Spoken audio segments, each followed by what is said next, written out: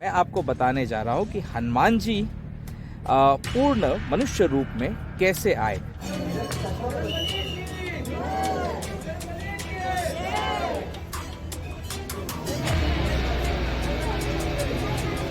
कहते हैं ना, हरी इच्छा बिन कुछ नहीं होता, लेकिन एक सेकंड से भी कम समय के लिए हनुमान जी का वो रूप कैमरे में हो गया। प्रयागराज के लिए सुबह सुबह हमने टेम्पो बुक की और सुबह सुबह टेम्पो बुक करके द मेंडेरियन होटल वाराणसी से हम निकले अपने पूरे परिवार और भक्तों के साथ में प्रयागराज के सफर पर। अब इस सफर के दौरान क्या क्या हुआ और सफर के बाद जब हम त्रिवेणी संगम पहुंचे तो वहां पर कैसी कैसी घटना घटी, इसको सुनना आपको बहुत जरूरी है। त्रिवेणी में डुबकी लगाकर लौटने की तैयारी कर ही रहे थे कि यकायक गंगा जमुना का स्तर एकदम से बढ़ गया, नदी का बहाव तेज हो गया, नाव डोलने हिलने लगी, आंधी तूफान रेतीली आंधी चलने लगी चारों ओर, जैसे कि साक्षात हनुमान जी पूरे वेग के साथ आने की तैयारी कर रहे हों।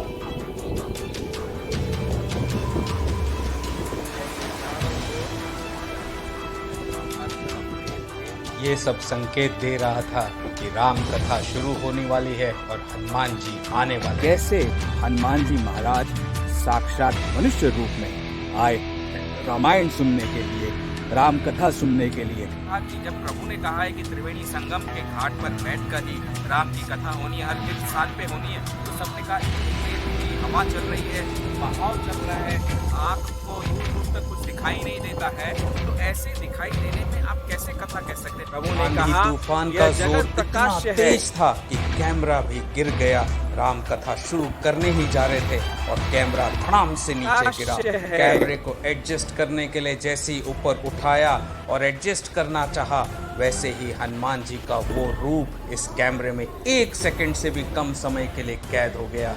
ये हनुमान जी इस रूप में आए, हाथ में झाड़ू लिए, जैसे वो गदा ने झाड़ू का रूप धारण कर लिया और हनुमान जी ने गरीब व्यक्ति का रूप धारण कर लिया। राम कथा सुनने के लिए इस स्थान पर वे पूरी रामायण कथा होते हुए बैठे रहे, कैमरे के डंडे को भी पकड़कर मेरे सामने बैठे रहे और पूरी राम कथा उन्होंने सुनी। रामायण होने के 2 सेकंड पूर्व ही उठकर तुरंत की तुरंत चल दिए और गायब हो गए। ये हनुमान जी का वेग था। सुबह 9:30 बजे तो 43 डिग्री टेम्परेचर था और 1:30 बजे के करीब वातावरण ऐसा चेंज हुआ कि गंगा जमुना सरस्वती का लेवल ऊपर बढ़ गया, पानी का बहाव बढ़ गया, आंधी रेतीली तूफान चलने लगी और हनुमान जी आए। स्थान पर हमारी रामायण सत्संग हुई। ये वही स्थान है जहाँ पर त्रेता युग में याज्ञवल्क्य मुनि ने भरद्वाज मुनि को पूरी राम कथा सुनाई थी।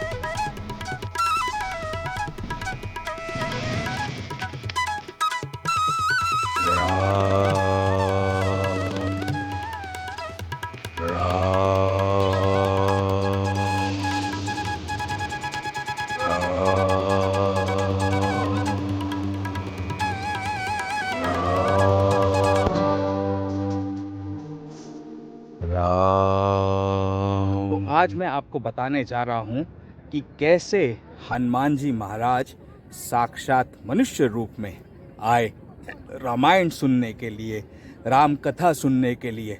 ये तो आप जानते ही हैं कि प्रभु श्री कृष्ण का आदेश हुआ है कि मुझे मेरी रामायण सत्संग जहाँ जहाँ तीर्थ स्थानों पर मैं जाऊँगा, प्रभु के आदेशानुसार उन सारे तीर्थ स्थानों में एक एक कथा मुझे करनी है और उस कथा को रिकॉर्ड भी करना है। ये प्रभु का आदेश है और इसी आदेश का पालन करते हुए सबसे पहला जो रामायण सत्संग का कथा घर से बाहर यानी तीर्थ स्थान पर हुआ, वो हुआ तिरुमाला की धरती पर, उस स्थान पर जहाँ भगवान श्री कृष्ण स्वयं अर्जुन को गीतोपदेश दे रहे हैं। रथ बना हुआ है वहाँ पर तिरुमाला में, वहाँ हुआ सबसे पहला रामायण सत्संग का एपिसोड रिकॉर्ड।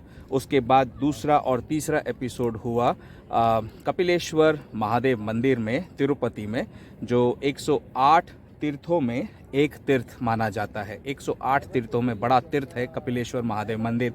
वहाँ रामायण सत्संग के अगले 2 एपिसोड रिकॉर्ड हुए, कथा हुई। तिरुपति तिरुमाला से निकलने के बाद में हम पहुँचे थे अयोध्या और अयोध्या में हमने गुप्तार घाट पर पहुँचे। गुप्तार घाट वो स्थान जहाँ पर प्रभु राम जल समाधि लेकर अंतर्ध्यान हो गए थे, सीधा धरती लोक से वैकुंठ लोक की ओर चले गए थे। तो उस गुप्तार घाट की तरफ हमने वहाँ पर रामायण का अगला एपिसोड रिकॉर्ड किया और वो एपिसोड भी लाइव हम अगले 1 महीने के अंदर कर ही देंगे। अयोध्या में गुप्तार घाट पर जब रामायण रिकॉर्ड हुई और वो होने के बाद हम गुप्तार घाट से अयोध्या से निकले और हम पहुँचे काशी विश्वनाथ की पावन भूमि पर।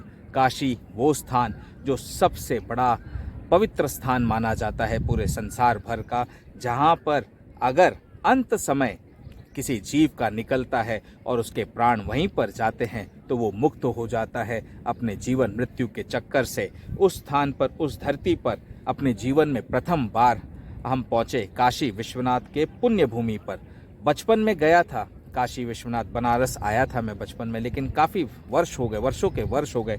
लेकिन इस समय तो प्रभु की आज्ञा से आया और काशी विश्वनाथ में दशाश्वमेध घाट है, यानी जहाँ पर 10 अश्वमेध यज्ञ हुए थे ब्रह्मा जी के द्वारा। और दूसरा लीजेंड ये भी कहा जाता है कि ब्रह्मा जी ने शिव जी को वहाँ पर वेलकम किया था कि आप काशी में आए हैं, तो उनकी पूरी आव भगत ब्रह्मा जी ने वहीं पर की थी, पूजा स्थापना सब कुछ किया था और 10 अश्वमेधों का यज्ञ किया था। उस धरती पर, उस घाट पर बैठकर हमारी रामायण सत्संग का अगला एपिसोड रिकॉर्ड हुआ। ये पहला, दूसरा, तीसरा, चौथा, 5वां स्थान था तीर्थ का, जहाँ पर हमारा 5वां एपिसोड तीर्थ स्थान पर रिकॉर्ड हुआ। अब प्रभु कोई भी आदेश जब देते हैं तो किस लिए देते हैं, उसके पीछे क्या उद्देश्य है, ये तो प्रभु जाने। क्योंकि एक कार्य वो करवाते हैं लेकिन उस एक कार्य के पीछे अनेकों अनेक उद्देश्य होते हैं। तो मुझे तो आदेश मिला तो मैं तो जगह जगह जाकर रामायण सत्संग कर रहा हूँ और जहाँ जहाँ तीर्थ स्थान पर रामायण सत्संग करता हूँ तो भक्तों की टोली जुड़ जाती है, वो सुनने को बैठ जाती है, बैठकर सुनती हैं, सिया राम जय जय राम करती हैं और रामायण सत्संग सुनकर वहाँ से निकल लेती हैं। मैं भी निकल लेता हूँ। अब प्रभु इस रामायण सत्संग के द्वारा कितने जीवों का उद्धार करना चाहते हैं, धरती माँ के कंधों से पाप का बोझ किस प्रकार हल्का करना चाहते हैं, वे जाने। मुझे आदेश हुआ, मेरे बॉस हैं, बॉस का आदेश है ये काम करना है तो करना है, उसमें शर्म नहीं है किसी भी प्रकार की। तो हाँ, मैं आपको बताने जा रहा हूँ कि हनुमान जी पूर्ण मनुष्य रूप में कैसे आए। क्योंकि वाराणसी काशी विश्वनाथ में दशाश्वमेध घाट पर कथा करने के बाद में हम कल 2 मई 2024 को जा रहे थे प्रयागराज के लिए। सुबह सुबह हमने टेम्पो बुक की और सुबह सुबह टेम्पो बुक करके द मेंडेरियन होटल वाराणसी से हम निकले अपने पूरे परिवार और भक्तों के साथ में प्रयागराज के सफ़र पर। अब इस सफ़र के दौरान क्या क्या हुआ और सफ़र के बाद जब हम त्रिवेणी संगम पहुँचे तो वहाँ पर कैसी कैसी घटना घटी, इसको सुनना आपको बहुत ज़रूरी है। क्योंकि ये सारी घटना ये मेरे रामायण के एपिसोड में मैं ऐड करूँगा ताकि लोगों को समझ में आए कि प्रभु ने जो आदेश दिया है उसमें कहीं ना कहीं बड़ा गूढ़ रहस्य छुपा हुआ है।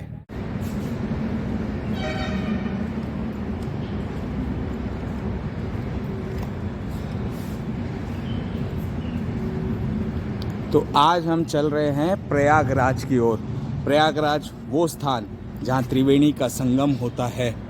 गंगा, जमुना, सरस्वती तीनों महान नदियाँ वहाँ पर आकर मिलती हैं।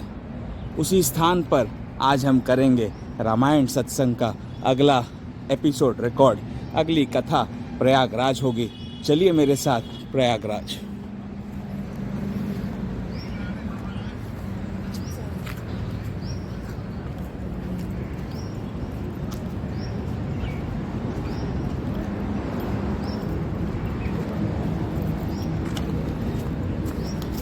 और हमारी पूरी सत्संग की टोली भी आज हमारे साथ चल रही है प्रयागराज। वहाँ भी भक्तों की टोली और भक्तों का हुजूम जुड़ेगा राम कथा में, रामायण सत्संग में।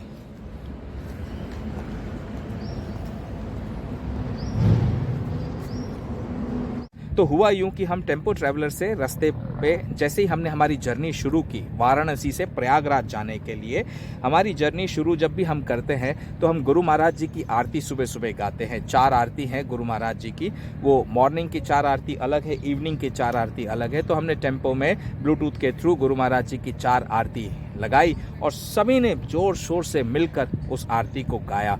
आरती को गाने के बाद हमारा नियम है, हम सफ़र पर जब भी जाते हैं तो गुरु महाराज जी की आरती यानी गुरु वंदना सबसे पहले होती है। उसके बाद में हनुमान जी का हनुमान चालीसा और बाद में संकट मोचन हनुमान अष्टक, ये दोनों पढ़ना ही पढ़ना है, गाना ही गाना है। तो आरती के तुरंत होने के बाद में हमने हनुमान चालीसा शुरू किया। अब जैसे ही हनुमान चालीसा शुरू हुई तो वैसे ही मैंने महसूस किया बाबा के प्रेजेंस को, हनुमान जी के प्रेजेंस को टेम्पो के आसपास। टेम्पो तो हाईवे पे चल रहा है लेकिन टेम्पो के साथ साथ मैंने महसूस किया कि बाबा है। और मैंने जैसे ही अपनी सीट से पीछे की तरफ, मैं ड्राइवर के बाजू की को ड्राइवर सीट पर बैठा हुआ था, मैंने पीछे मुड़कर देखा तो मुझे सीट पर बाबा बैठे हुए दिखाई दिए, हनुमान जी महाराज। ये दिखाई देना कैसा होता है कि ये साक्षात दिखाई देना नहीं कह सकते हो आप, it is like a feeling कि बाबा वहाँ पर बैठे हुए, उनकी आकृति, उनका शरीर, सब कुछ आपको दिखाई दे रहा है लेकिन और किसी को नहीं दिखाई दे रहा है। तो मैंने देखा और हनुमान चालीसा में और ज़ोर शोर से रम गया। और रमने के बाद में जैसे ही हनुमान चालीसा समाप्त हुआ और संकट मोचन हनुमान अष्टक शुरू हुआ, संकट मोचन हनुमान अष्टक शुरू होते ही बाबा वहाँ टेम्पो के नीचे अंदर जो बैठे हुए दिखाई दे रहे थे, वहाँ से मुझे ऐसा महसूस हुआ कि बाबा वहाँ से उठे और सीधा टेम्पो के छत पर ऊपर मेडिटेशन पोजीशन में एकदम बैठ गए, आगे की तरफ फेस कर कर। उनका जो रूप, विशालकाय शरीर, आपको मैं उसकी पूरी डिटेल बताता हूँ जितना मुझे याद है। बाबा का पूरा जो शरीर था ना, वो एकदम वानर रूप शरीर, मतलब मुख जो है वानर के जैसा लेकिन मनुष्य की आभा भी उसमें। शरीर तो मनुष्य का था बट जो पंजे होते हैं हाथ के और पाँव के पंजे होते हैं वो वानरों जैसे एकदम कड़क और स्ट्रॉन्ग बोल सकते हो आप, नख वगैरह निकले हुए, और पूरा शरीर जो है वो ग्रेइश टाइप में था, ग्रेइश ब्राउनिश जिसको बोलते हैं, ऐसा शरीर। लंबे लंबे बाल थे, ऊपर जूड़ा बना हुआ था, जूड़े पे रुद्र लपेटा हुआ था, लंबे लंबे बाल ग्रेइश ब्राउनिश कलर के थे। और बाबा मेडिटेशन पोजीशन में यूं बैठे हुए थे और मेडिटेशन पोजीशन में बैठे बैठे राम राम राम राम रट रहे थे और हवा से उनके जो जटाएं हैं वो उड़ रही थी। गले में उन्होंने रुद्र की माला पहनी हुई थी, बाबा के हाथों में भी रुद्र की माला थी और बदन पे कोई कपड़ा नहीं था लेकिन नीचे बाबा ने ग्रेइश कलर की जैसी धोती पहनी हुई थी जिसके बॉर्डर पे गोल्डन कलर के बॉर्डर था। और ऐसी धोती पहनकर बाबा बैठे थे और गदा जो थी उनके हाथ में वो प्योर सिल्वरी ग्रेइश कलर की गदा थी। ऐसा अद्भुत रूप और मुकुट पहना हुआ देखा मैंने बाबा को, मतलब पहली बार मैंने बाबा को जो जूड़ा था इधर हल्का सा मुकुट, इट्स नॉट फुल मुकुट, इट इज़ फ्रंटल मुकुट जिसको बोलते हैं, आगे से जो मुकुट दिखता है पतला सा, वैसा मुकुट पहना हुआ। कानों में कुंडल बाबा के लटक रहे रुद्र के। ऐसी आभा बाबा की देखी हनुमान जी महाराज की तो मैं एकदम दंग हो गया कि वाह, देखो मेरे बाबा आज हमारे साथ चल रहे हैं प्रयागराज त्रिवेणी में, तो ज़रूर वहाँ पर कुछ अद्भुत घटना घटेगी। तिरुपति तिरुमाला में कैसे श्री राम और लक्ष्मण मुझसे साक्षात मिलने आए, एक बार नहीं 2 बार आए मेरे प्रभु मुझसे मिलने, वैसे ही त्रिवेणी संगम पे जब हम पहुँचेंगे, रामायण के लिए स्थान ढूंढना है तो वहाँ पर भी कोई ना कोई घटना तो ज़रूर घटेगी। और इसी आशय से हम पहुंचे त्रिवेणी संगम के घाट पर। अब वहाँ पर पूरा रेतीली जगह है, मैं आपको दिखाता हूँ। देखो जब हम त्रिवेणी घाट पहुंचे तो कैसी दिखती है त्रिवेणी घाट का एरिया, आप देखिए इस वीडियो में।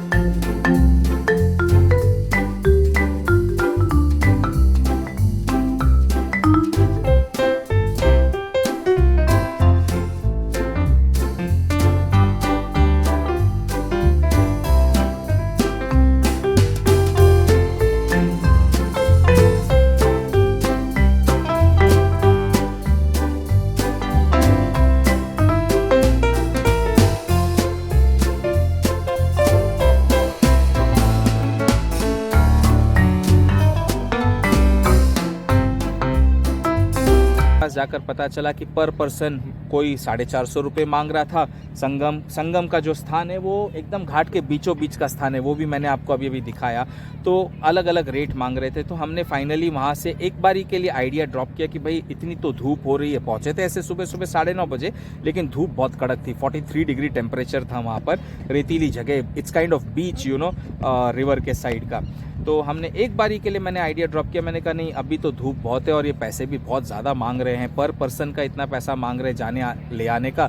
तो फिलहाल अभी संगम में स्नान करने का आइडिया ड्रॉप कर देते हैं और हनुमान जी, बड़े हनुमान जी का जो मंदिर है त्रिवेणी के पास में ही, हनुमान जी के मंदिर में हम दर्शन कर लेते हैं। तो हम सब वहाँ से निकले, हनुमान जी के मंदिर पहुँचे। अब देखिए हनुमान जी के मंदिर में दर्शन कैसे किए हमने और कितने सुंदर दर्शन हुए। ये रामायण सत्संग जो त्रिवेणी में हुई, ये बड़ी अद्भुत सत्संग हुई, बाबा ने करवाई। आपको अभी दिखाता हूँ लाइव। 2 मई 2024 को जब हम हनुमान जी के, बड़े हनुमान जी के मंदिर पहुंचे तो बाबा के कितने अद्भुत दर्शन वहां पर हमने मंदिर में किए। क्योंकि ये सारी घटना को सुनना बहुत ज़रूरी है। आपको फिर दिखाऊंगा कि हनुमान जी साक्षात मनुष्य रूप में कैसे आए। पहले हनुमान जी के मंदिर चलते हैं, बड़े हनुमान जी के मंदिर, और हनुमान जी के दर्शन करते हैं। श्री राम, लक्ष्मण और सीता, जानकी माता के भी दर्शन करते हैं। ये है the great Mughal emperor Akbar बादशाह का फोर्ट, अकबर फोर्ट, अकबर बादशाह का किला। देखिए इनकी खिड़कियों को, देखिए इस किले को। आज इसका क्या रुतबा है, क्या शौन शौकत है, कुछ भी नहीं। जबकि जब अकबर बादशाह थे उस समय इसकी रौनक देखने लायक बनती होगी। कितनी चहकती थी, कितना सब कुछ यहाँ पर था। लेकिन आज ये केवल एक खंडर बनकर रह गया है। इसे देखकर हमें भी, हर जीव को ये समझना चाहिए जो इस संसार में आया है, एक दिन तो उसे जाना ही जाना है। राजा हो या रंक, कोई भी इस संसार में अमर नहीं है। और इसीलिए जितना समय है उस समय का सबसे बेहतरीन सदुपयोग करते हुए हमें अच्छे से अच्छे कर्म करने चाहिए। हमारे धर्म के मार्ग पर चलते हुए, धर्म उसे कहते हैं जो सही है वो धर्म है, जो गलत है वो अधर्म है। धर्म का अर्थ है आपकी जिम्मेदारियां, आपकी रिस्पॉन्सिबिलिटी, और इसी को निभाते हुए हम भी यहाँ प्रयागराज पहुँचे क्योंकि हमें प्रभु श्री कृष्ण का आदेश है कि रामायण सत्संग तीर्थ पर जाकर करनी है। यहाँ त्रिवेणी के घाट पर इस अकबर किले को देखने के बाद हमने यही विचार किया कि इसी के पास में स्थित है बड़े हनुमान जी का मंदिर। वो इतना भव्य मंदिर है, दूर दूर से लोग बड़े हनुमान जी के दर्शन करने के लिए आते हैं।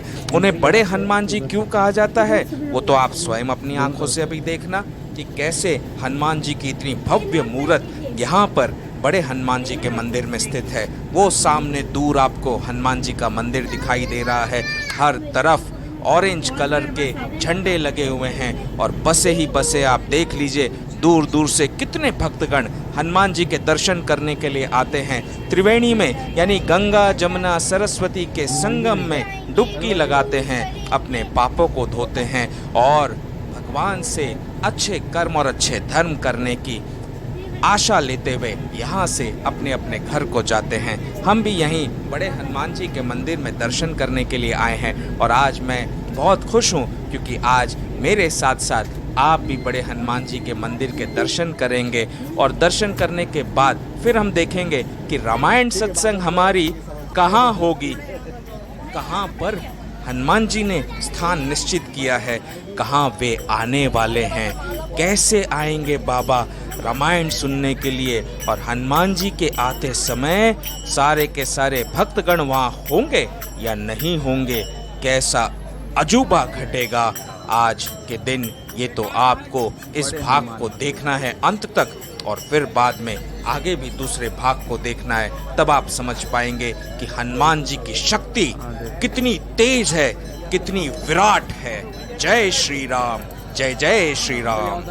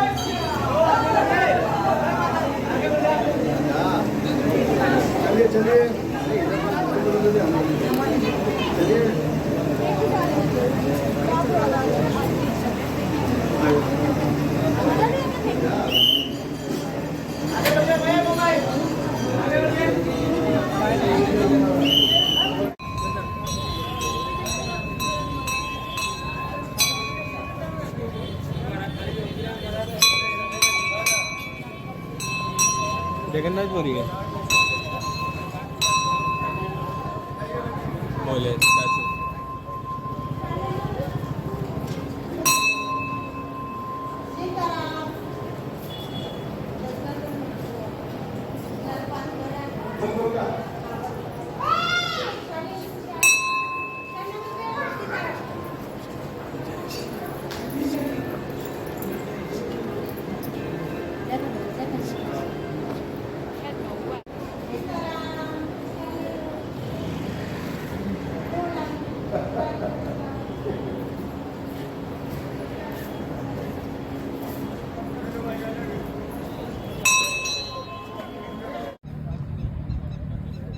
तो थे ना अद्भुत दर्शन बाबा के।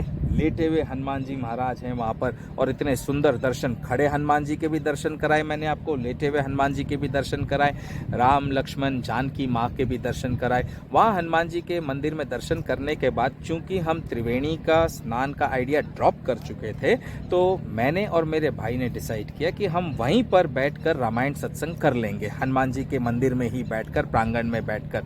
तो अब उसके बाद दर्शन के बाद सबको थोड़ा सा धूप थी तो ठंडा वगैरह पीना था, तो सारे के सारे ठंडा पीने के लिए निकल गए। मैं भी वहाँ पर बैठकर अच्छी जगह, अच्छे स्थान को खोज लिया था कि यहीं पर मंदिर में बैठकर मैं रामायण सत्संग कथा कर लूँगा, क्योंकि हनुमान जी का और कृष्ण भगवान का आदेश है कि हर तीर्थ स्थान पर करना है। हाँ, ये बात अलग थी कि हनुमान जी के मंदिर में यदि मैं रामायण सत्संग करता तो वहाँ से त्रिवेणी संगम तो नहीं दिखाई देती और किसी को पता नहीं चलता वीडियो में कि मैं सही में त्रिवेणी संगम पर बैठा हूँ या नहीं बैठा हूँ। हाँ, बड़े हनुमान जी मंदिर बैठा हूँ ये तो ज़रूर दिख जाता। तो हम वहाँ पर ठंडा शिकंजी वगैरह पीने के लिए गए, वॉशरूम वगैरह यूज़ किया, शिकंजी पी ली। तो वहाँ पर शिकंजी वाले ने अचानक से बोला कि भैया आप त्रिवेणी संगम नहीं जा रहे हो स्नान करने के लिए? तो हमने कहा नहीं, हमने आज आइडिया ड्रॉप कर दिया, बच्चे भी बहुत थक जाते हैं और काफ़ी अंदर घाट में मतलब नदी में जाना पड़ेगा। तो उसने कहा अरे नहीं नहीं भैया जाए आइए, हम करा देंगे आपको। और उसने बातचीत करा के 1600 रुपये में सारे 12 मेंबर्स का ट्रिप, एक पूरी नाव हमको बुक करवा दी। 1600 रुपये में वो नाव हमें त्रिवेणी घाट से संगम का, जहाँ पर नदी का बीचों बीच का स्थान है, वहाँ पर ले जाती और ले जाके वापस वहाँ स्नान करा के फिर दोबारा ले आएगी। अब देखिए वो त्रिवेणी का पूरी यात्रा मैं आपको कराता हूँ। उस यात्रा को भी देखिए कि हम कैसे त्रिवेणी प्रयागराज के घाट से हम एकदम नदी के बीचों बीच पहुँचे, जहाँ गंगा जमुना सरस्वती का मिलन होता है और वहाँ पर मिलन होकर हमने वहाँ पर स्नान किया। उसके भी दर्शन कर लीजिए। आप रामायण सत्संग सुन रहे हैं तो सारे तीर्थों के स्थान का दर्शन भी करना आवश्यक है, तभी आपको फल की पूर्ण प्राप्ति हो सकती है और आप स्पिरिचुअल जर्नी के थ्रू जुड़ सकते हैं। अब देखिए ना, कितनी अद्भुत बात थी कि मैंने निश्चय कर लिया था कि बड़े हनुमान जी के मंदिर में बैठ के रामायण सत्संग कर लूँगा, लेकिन हम जब शिकंजी पीने गए उस शिकंजी वाले ने अचानक ही हमारा सारा प्रोग्राम ही चेंज कर दिया। जैसे कि हनुमान जी ने उसकी बुद्धि में घुसकर सारा का सारा प्लान पहले से रच रखा हो और सारा प्लान बना रखा हो कि कहाँ रामायण सत्संग होनी है, किस शुभ स्थान पर होनी है, किस पवित्र स्थान पर होनी है रामायण सत्संग, और वहाँ पर बाबा आने वाले हैं, ये पहले से निश्चित था। इसीलिए हमारा प्लान चेंज हुआ और हम बड़े हनुमान जी के मंदिर, राम जानकी के मंदिर के दर्शन करके बढ़े त्रिवेणी संगम की ओर, नाव की ओर, क्योंकि नाव में बैठकर अब हमें संगम के बीचों बीच एक बड़ा सुंदर स्थान बना हुआ है जहां पर सब लोग जाकर स्नान कर सकते हैं, डुबकी लगा सकते हैं त्रिवेणी में। यहाँ त्रिवेणी है गंगा जमुना सरस्वती। अब सरस्वती जी तो कलयुग के पाप के कारण वहाँ से लुप्त हो चुकी हैं। गंगा जी और जमुना जी हैं, दो अलग अलग रंगों के पानी का संगम आपको दिखाई देगा, वो मैं आपको दिखाऊंगा जैसे ही हम नाव के अंदर सवार होंगे और नाव यहाँ से निकलेगी संगम के उस छोर पर पहुँचाने के लिए, जिस छोर पर पहुँचकर हम डुबकी लगाएंगे संगम में। और आगे कैसी कैसी अद्भुत लीला घटी, ये तो आपको मेरी रामायण सत्संग के साथ जुड़कर अपने आप ही आभास हो जाएगा, पता चल जाएगा। एक और बात है हमारी रामायण सत्संग का, क्योंकि ये रामायण सत्संग हमने कहा अनदेखी, अद्भुत, अनोखी, अनसुनी है, क्योंकि इस रामायण सत्संग के जरिए आप हर तीर्थ घाट घाट घूमेंगे, घर बैठे बैठे, और प्रभु की राम कथा को भी सुनेंगे और मेरे जीवन की सत्य घटनाओं को भी सुनेंगे, और आपको समझ में आएगा कि प्रभु तो हमारे साथ यहीं इसी संसार में रहते हैं और कैसी कैसी अद्भुत लीला अपने भक्तों के साथ करते हैं, अपने भक्तों के अच्छे भले के लिए, और उन्हें इस जीवन की नैया से, इस भव के सागर से तारने के लिए। अब आप लुत्फ उठाइए कि कैसे हम त्रिवेणी के संगम में आगे आगे बढ़े।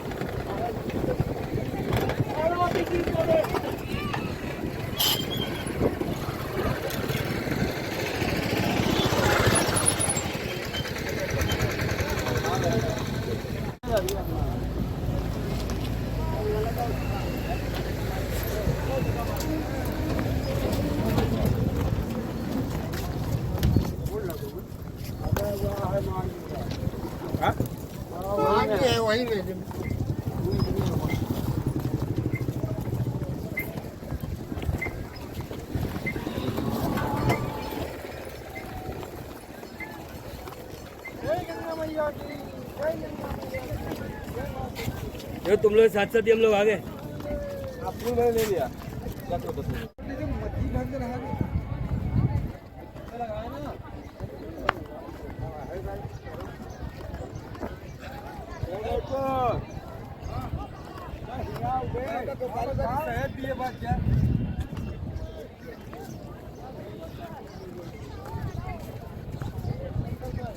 अब यहाँ से आपको सतर्कता के साथ, पूर्ण ध्यान के साथ में देखना है, सुनना है। त्रिवेणी के जल के प्रवाह को आप देखिए। त्रिवेणी यानी संगम, जहाँ गंगा जमुना सरस्वती जी का संगम होता है, उस जल के लेवल को देखिए, नदी के प्रवाह को देखिए, कितनी शांत और मध्यम मध्यम बह रही है ये नदी।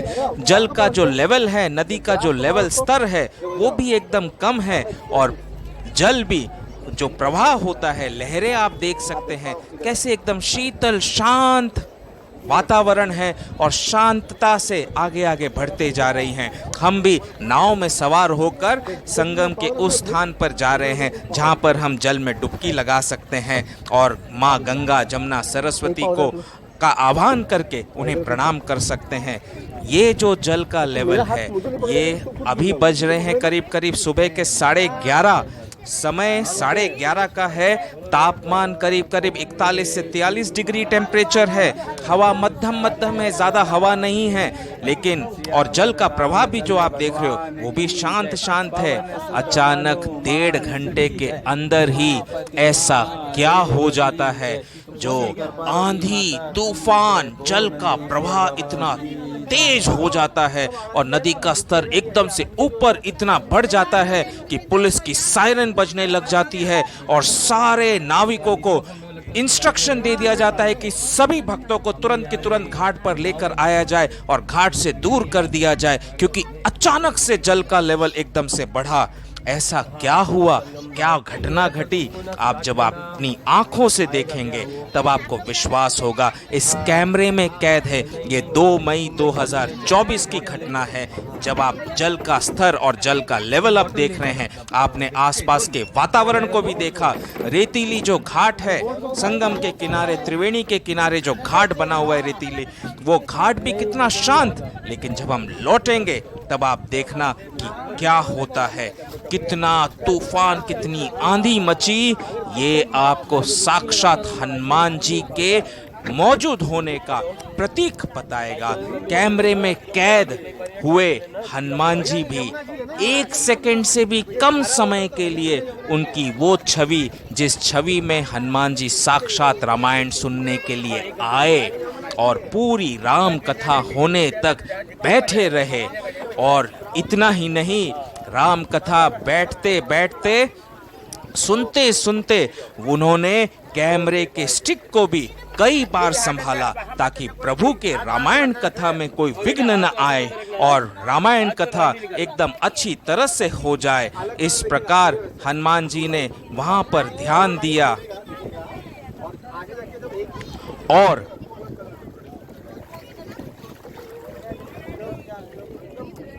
हम हैं इस समय प्रयागराज त्रिवेणी संगम पर।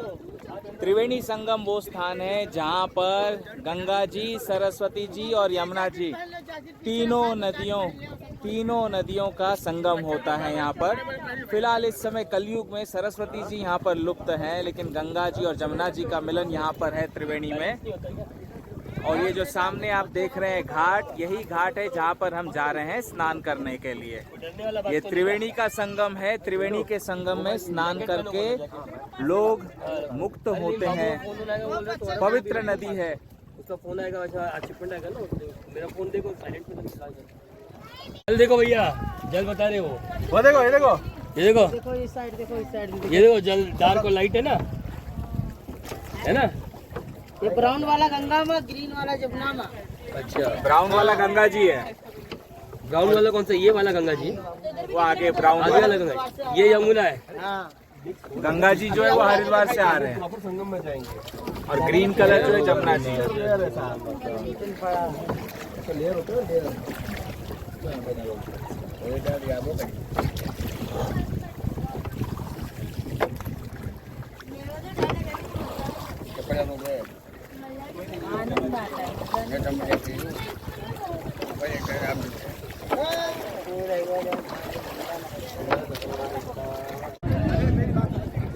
तो ये त्रिवेणी संगम का पॉइंट है। ये वो पॉइंट है जहाँ पर गंगा, जमुना, सरस्वती तीनों की तीनों नदियाँ मिलती हैं और मिलन होता है। वो सामने जो आप देख रहे हैं महर्षि योगी मठ का स्थल बना हुआ है, जोगी जी का। और यहाँ पर सामने अकबर फोर्ट है। अकबर फोर्ट के पास से आपको नाव पकड़नी पड़ती है। नाव के लिए पर पर्सन वो लोग 300 रुपये तक, 400 साढ़े 400 रुपये तक की डिमांड करते हैं टूरिस्ट को देखकर। जनरली वहाँ से इस संगम पॉइंट तक आना और संगम पॉइंट से दोबारा वहाँ आपको छोड़ने तक का ज़्यादा से ज़्यादा 1100 रुपये का रेट होना चाहिए। फिलहाल हमें जल्दबाजी हो रही थी, तो हमने एक पूरी नाव 12 मेंबर की 1600 रुपये में फाइनल करके हम आए हैं। तो 1600 रुपये में हम यहाँ पर आए हैं त्रिवेणी संगम पॉइंट पर। यहाँ स्नान करेंगे और यहाँ से स्नान करके नाव वाला फिर हमें दोबारा वहाँ ले जाएगा। अब एक चीज़ का ध्यान रखना आपको बहुत ज़रूरी है, क्योंकि आजकल ऐसे स्थलों पर ठगाई बहुत होती है और बहुत सारी चीज़ों के बारे में अननेसेसरी आपके ऊपर प्रेशर डाल के आपको बोला जाता है ये करिए वो करिए, और फिर आप से पैसे मांगे जाएंगे। आप यहाँ पर त्रिवेणी में आ रहे हैं, नाव वाले के पास, नाव वाला जैसे ही आपको उतारेगा वो नाव वाला कहेगा कि त्रिवेणी माता का संगम है, गंगा जमुना सरस्वती जी का। यहाँ पर तीनों को 3 नारियल भेंट करनी होती है और भेंट कर कर कदम रखना होता है नदी में। ये अपने अपने मन की भावना है और अपने अपने मन की इच्छा है। 3 नारियल थाली में लेते हैं, एक थाली का 100 रुपया चार्ज करते हैं वो, और उसके बाद में पंडित जी के पास में बैठाएंगे। पंडित जी मंत्रोच्चारण करेंगे, मंत्रोच्चारण करके आपको बोलेंगे कि आप 1 ब्राह्मण का 2 ब्राह्मण का भोज का दान दक्षिणा दे दीजिए। 1 ब्राह्मण भोज का 200 रुपये दान दक्षिणा कहते हैं। जिसकी जैसी श्रद्धा, जिसकी जैसी भावना, वैसे वो दान दक्षिणा यहाँ कर सकता है। और नहीं भी करना है या किसी का सामर्थ्य नहीं है करने का, तो प्रभु ने इतनी कोई फोर्सफुली चीज़ें नहीं कही हुई है कि आपको ये सारी चीज़ें करानी। प्रभु ने कहा है अपने आत्मा को शुद्ध रखिए, अपने कर्म को ढंग का सही रखिए, शुद्ध आचरण रखिए। आप यहाँ पर आइए, नाव से त्रिवेणी में डुबकी लगाइए और अपना प्रभु के नाम को याद करते हुए, रटते हुए फिर चले जाइए। दान दक्षिणा और ब्राह्मण भोज, ये तो सब कुछ अपने अपने मन की श्रद्धा और भावना होती है। जाकी रही भावना जैसी, प्रभु मुहूर्त देखी तिन तैसी, कहा जाता है ना। तो प्रभु ने कभी भी ऐसा नहीं कहा कि आपके पास सामर्थ्य नहीं है फिर भी आप ज़बरदस्ती ये सारी चीज़ें करें, इनकी कोई आवश्यकता नहीं होती है। आप माता के संगम त्रिवेणी नदी में आ गए और त्रिवेणी संगम में आकर आपने यहाँ पर स्नान कर लिया, आप पवित्र हो गए, और स्नान करके आप फिर दोबारा चले जाइए अपने घर पर। और घर जाकर बस एक ही बात को ध्यान में रखिए कि कर्म सबसे श्रेष्ठ होना चाहिए और धर्मानुसार होना चाहिए।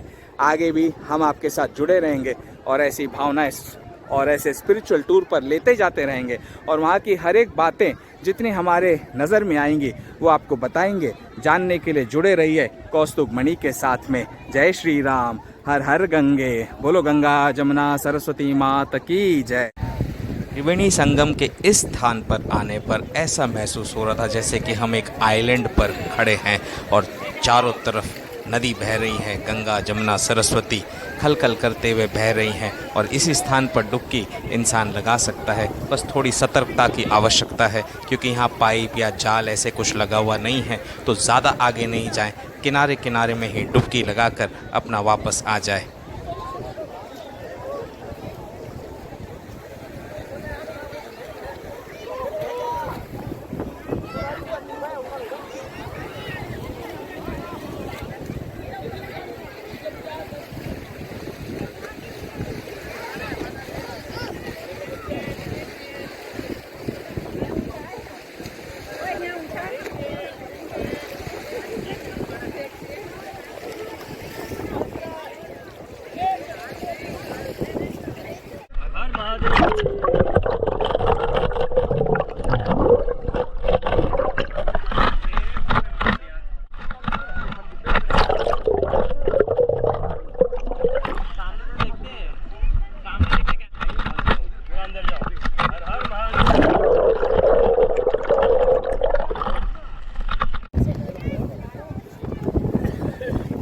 देख रहे हैं आप नदी के जल का स्तर कहाँ है और कितनी शांत है नदी, और बहाव भी कितना धीमा धीमा चल रहा है कि हमने आराम से यहाँ पर हर हर महादेव का जय घोष करते हुए 3 बार गंगा जमुना सरस्वती के त्रिवेणी संगम में डुबकी लगाई और लगाकर हम बाहर निकले।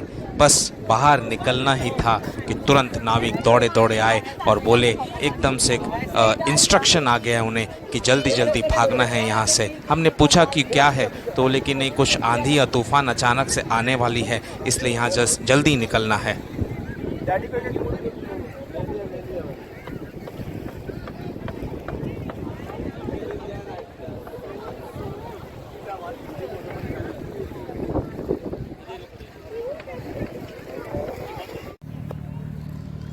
इतनी सुंदर स्नान त्रिवेणी के संगम में, ये तो हनुमान जी महाराज की कृपा थी, मेरे गुरु की, जो हमने तो आइडिया ड्रॉप कर दिया था कि हम करेंगे और हम स्नान करने गए।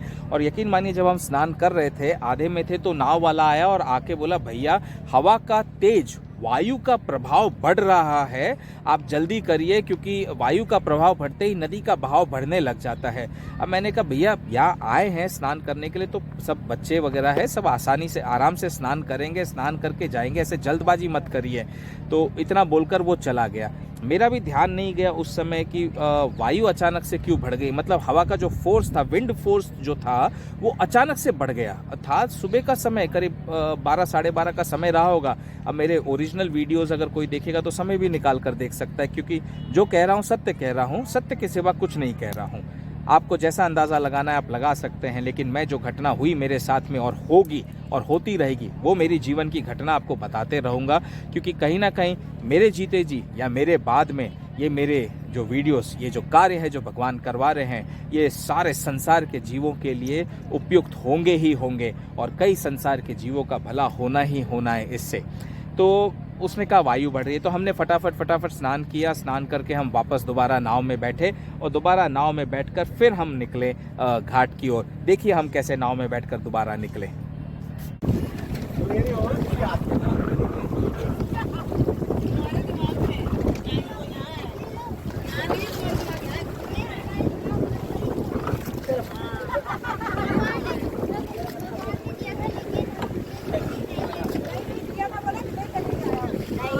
सर जी ऐसा आ जाओ, हल्का हल्का बैलेंस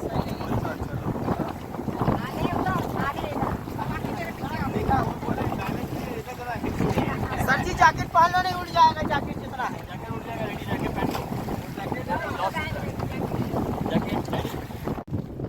अच्छा लग रहा है।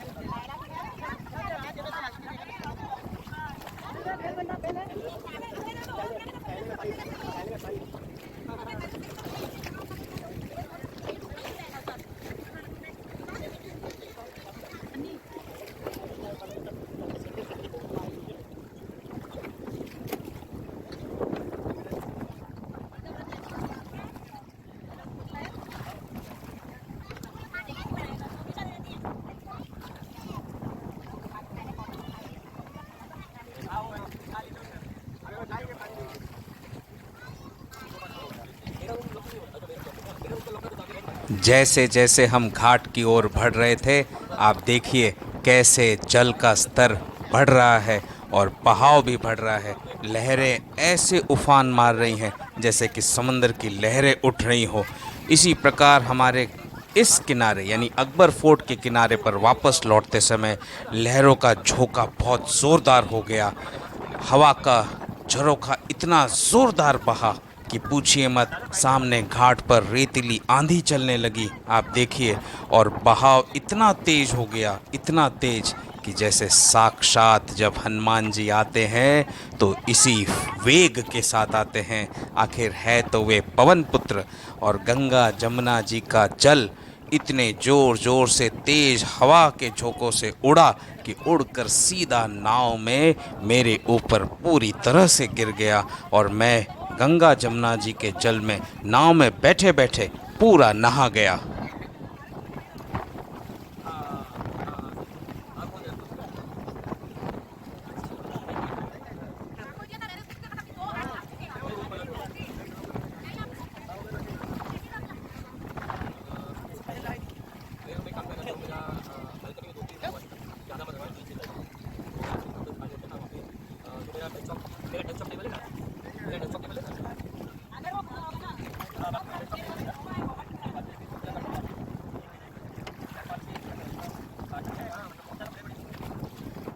मौसम में आया ये अचानक यकायक वाला बदलाव किसी की समझ में नहीं आया। उस समय तो मेरी भी समझ में नहीं आया था, समझ से परे था। हम तो बस वहाँ के त्रिवेणी संगम के मौसम में आनंद उठा रहे थे, और हम जैसे ही घाट पर पहुँचे इतनी तेज़ आंधी शुरू हो गई, इतनी तेज़ आंधी शुरू हो गई कि सारे के सारे भक्त वहाँ जितने जमा थे रामायण सत्संग सुनने के लिए भी, वे भी सब के सब भागे दौड़े हनुमान जी के मंदिर की ओर। रेतीले घाट को छोड़ छोड़कर कई भक्त वहाँ से निकल गए और मैं यहाँ अकेला रह गया।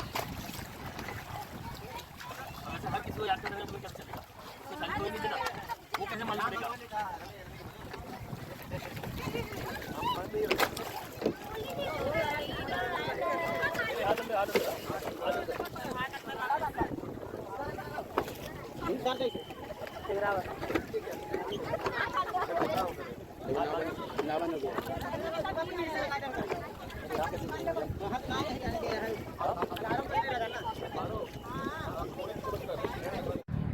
इस प्रकार हम घाट के इस तरफ आ गए त्रिवेणी पे, जहाँ से हम चले थे।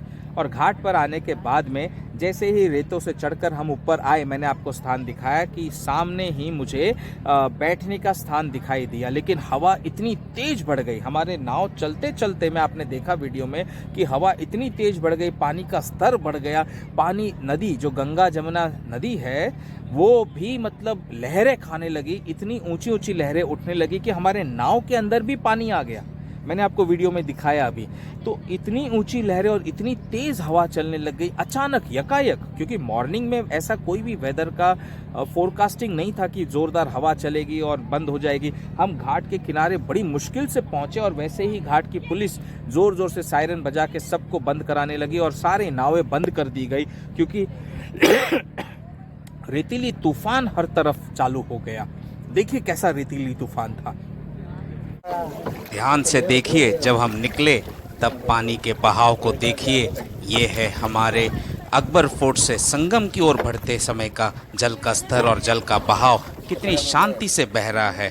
और फिर जब हम लौटे तो लौटते समय देखिए, आपको कैमरे की आवाज़ में वायु का प्रवाह सुनाई देगा और जल का प्रवाह देखिए, उछल उछल कर नाव के अंदर जा रहा था। नाव तो पूरी की पूरी जैसे डूबे जा रही थी। और फिर रेतीली आंधी।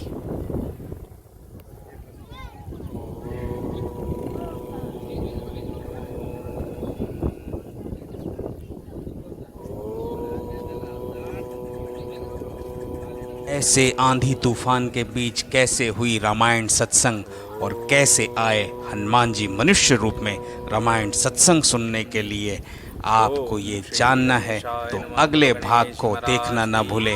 प्रयागराज भाग 2 में आप रामायण सत्संग सुनेंगे और हनुमान जी के मनुष्य रूप के दर्शन भी अवश्य पाएंगे। तब तक के लिए जय श्री राम, जय जय श्री राम। बोलो जयकारा बोल मेरे श्री गुरु महाराज की जय। बोल साचे दरबार की जय। सियावर रामचंद्र भगवान की जय। पवन सुत हनुमान जी की जय। उमापति महादेव की जय। शिव शंकर पार्वती माता की जय। बो नंदीश्वर बाबा की जय। बोलो सब संतन की जय। मेरी माँ तारा को मेरा कोटि कोटि नमन। मेरे पिताश्री को मेरा कोटि कोटि नमन। सारे साधु संत महात्मा ब्राह्मण गणों की जय। और अंत में सारे श्रोताओं को मेरा कोटि कोटि नमन। जय श्री राम, जय जय श्री राम।